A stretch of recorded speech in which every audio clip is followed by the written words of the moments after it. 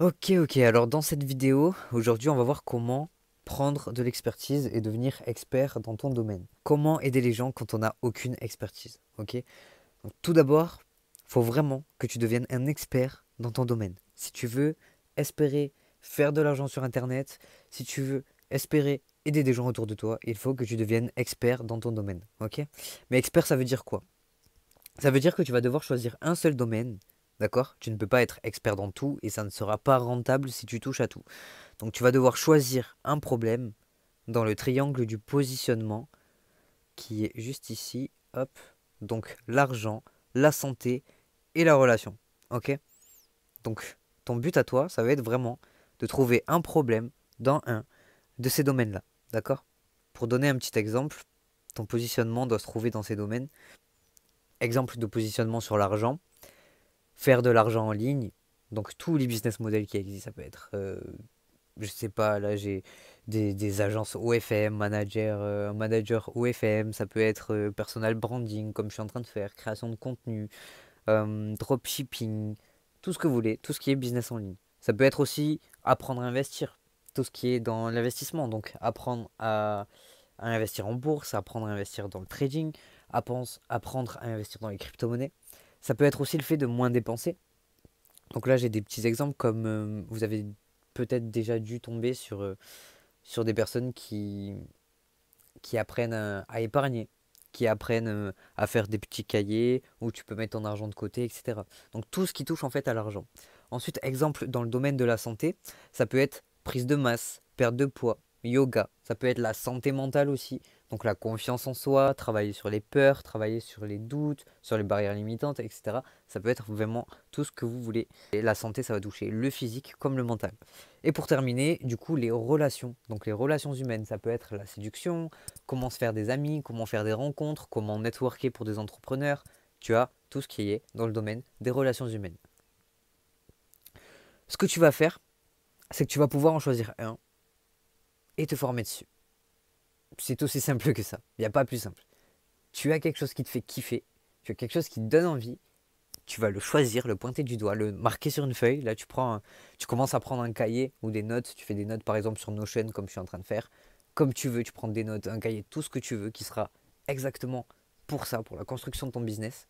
Et ce que tu vas faire, dans un premier temps, la première ligne que tu vas faire, c'est choisir ta putain de niche.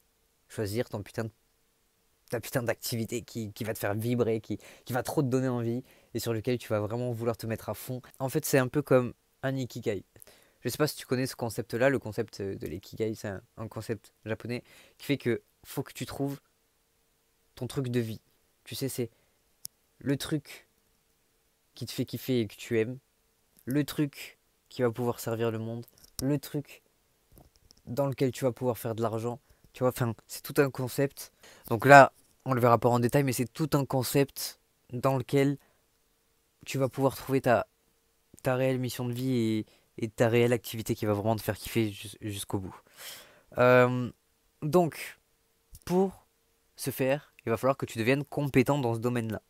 Donc, tu vas devoir trouver une solution. Dans un de ces trois domaines, il va falloir que tu deviennes compétent là-dedans. Et il va falloir que tu trouves un problème, donc une solution dans un de ces domaines. Pour te donner un exemple, mon problème, c'était le 9-17 heures. Et ma solution, c'est comment sortir du 9-17 heures. Et j'ai choisi dans ma solution de me concentrer sur la création de contenu et sur les business en ligne. Tu vois. Donc voilà, ce qui va être vraiment très important et primordial, c'est que tu ne changes pas ta niche. Il ne faut surtout pas que tu changes ta niche. Donc c'est pour ça qu'il va vraiment falloir que tu te concentres sur cette étape-là, que j'ai beaucoup négligé au début quand j'ai commencé, que tu fasses ça en profondeur, que tu fasses le bon choix, que tu vois les pour, les contre.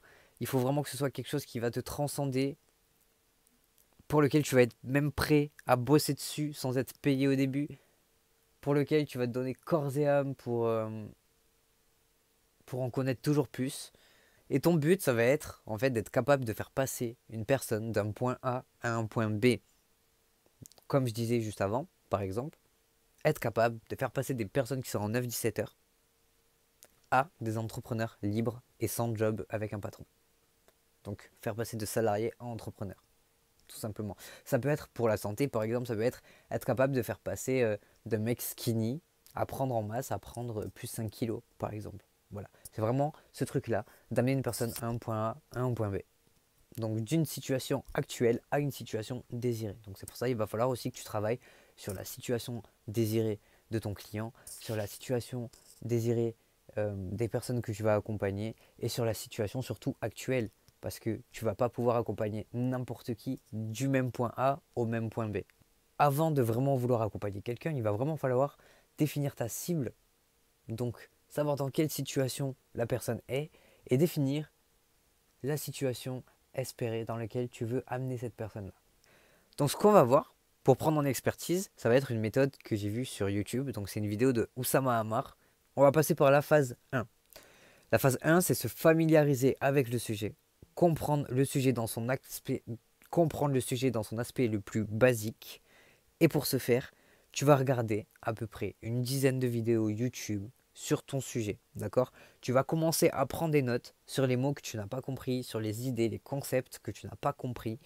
Et tu vas faire ça avec une dizaine de vidéos YouTube dans un premier temps. Donc les vidéos les plus vues, les vidéos les plus basiques, les plus banales, celles qui arriveront en premier. Tu peux les regarder en x2 si tu veux. Le but, c'est vraiment de te familiariser déjà avec le sujet. Une fois que tu as pris tes notes de tous tes concepts que tu n'as pas très bien compris, les choses où tu voulais approfondir, tu vas commencer à chercher des vidéos sur ces concepts-là. Donc sur tes prises de notes. Et ce qui est incroyable, c'est qu'à partir de là, tu vas déjà pouvoir commencer à créer du contenu. Et c'est même ce qui va te faire évoluer.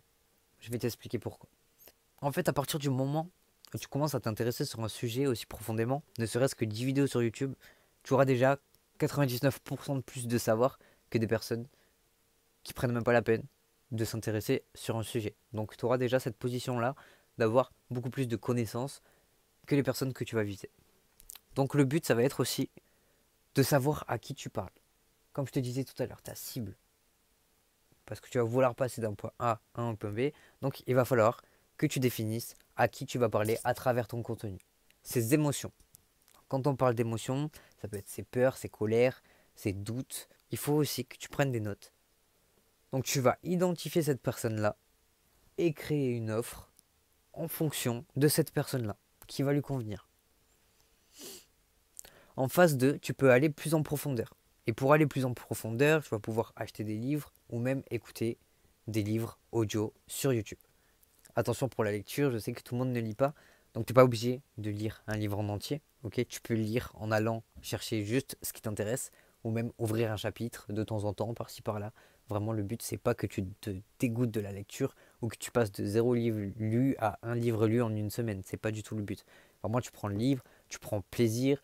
Dès que tu as 5 minutes, hop, tu te dis, tu lis, je sais pas, 2 pages par jour et ça va pouvoir déjà t'enseigner un peu plus de choses plus profondément que simplement des vidéos YouTube. Pour terminer, tu vas pouvoir aussi te faire une auto-évaluation. Ok, donc on va se servir de ChatGPT. Je vais te donner un prompt que tu vas pouvoir copier-coller et qui va te permettre de t'auto-évaluer en fonction de ton expertise. Donc le prompt, c'est: donne-moi l'ensemble des questions que tu te poserais pour évaluer l'expertise de quelqu'un sur un sujet donné. Donc là, tu vas mettre ton sujet. Imagine que tu es recruteur et que tu dois établir une liste de 50 questions. Et là, ton but sera, grâce aux livres, aux vidéos, à tout ce que tu es en train d'apprendre, de pouvoir acquérir un maximum de connaissances pour répondre à un maximum de questions. Et pour terminer, le but, ça va être de te tenir à jour. Et donc pour ça, tu vas enseigner, faire des vidéos, des cours, comme je te disais, et prendre la posture de l'enseignant. Il n'y a que comme ça que tu pourras devenir expert dans ton domaine.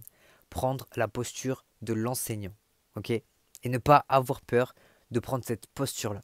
J'espère que cette vidéo t'aura aidé. Déjà, si tu fais ça, tu pourras déjà commencer à créer du contenu par la suite. Et je pense que c'est une bonne première base dans les fondations à avoir et sur lequel travailler. Vraiment travailler là-dessus sans passer à l'étape suivante parce que c'est les fondations.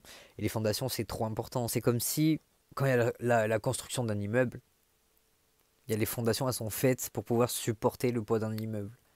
Ah ben là, c'est la même chose. Si tu veux construire ton business et tu veux qu'il soit rentable et et tu veux être bien dans ton business et pas changer toutes les 2 semaines, etc., il faut vraiment que tu travailles sur cette base, sur cette fondation-là d'expertise, de trouver ta niche et, euh, et d'exceller dedans en fait. Voilà.